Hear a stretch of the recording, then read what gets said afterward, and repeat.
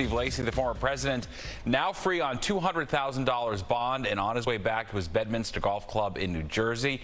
He's now the first sitting or former president to have a mugshot and the first to have an inmate number. We also know during the 20-minute booking process in Fulton County, Trump told officials he is 6'3", 215 pounds with strawberry or blonde hair. Sharon Crowley live in the newsroom with the latest. Sharon. Yeah, that's right, Steve. Tonight, the former president already trying to use that mugshot to his advantage. He posted it to X, formerly known as Twitter, and also a login with a link to his campaign website where donations are solicited. Now, Trump had until noon tomorrow to turn himself in.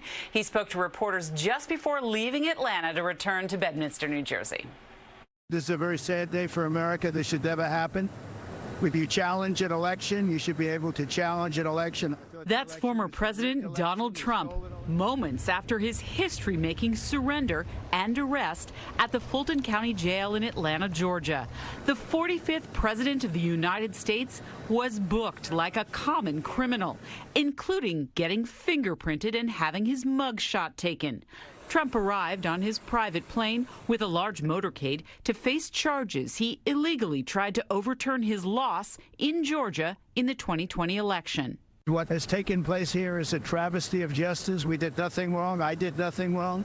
And everybody knows it. The Fulton County District Attorney accuses Trump and 18 others, including his former chief of staff and former New York City Mayor Rudy Giuliani, of unlawfully trying to subvert the will of voters and pressuring election officials to reverse the results. The basic charge is that all 19 conspired to overturn the election in Georgia, knowing that what they were doing was fraudulent.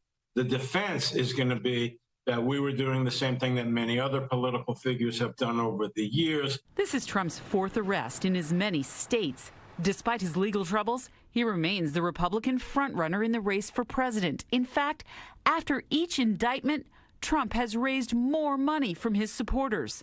Now Trump's surrogates are vowing to use his new mugshot to further increase his campaign's war chest. Donald Trump may be the only person in the history of politics in this nation who is attempting to turn it into a positive. I got indicted for you, he said. I am a martyr.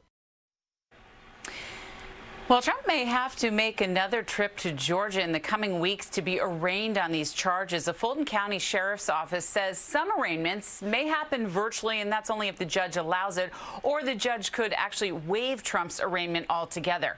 The Fulton County DA, though, has indicated, Steve, she wants to take this case to trial quickly in October, just 2 months away.